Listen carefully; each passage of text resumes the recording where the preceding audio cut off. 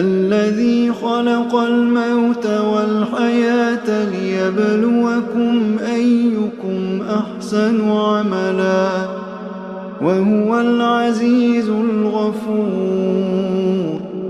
তিনি সব কিছুর উপর ক্ষমতা রাখেন।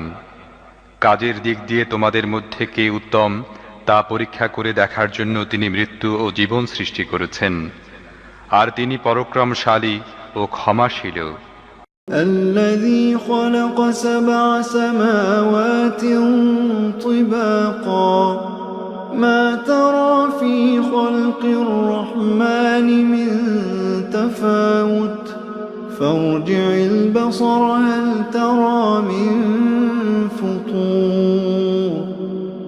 তিনি স্তরে স্তরে সাজিয়ে 7টি আসমান তৈরি করেছেন। তুমি রহমানের সৃষ্টিকর্মে কোনো প্রকার অসঙ্গতি দেখতে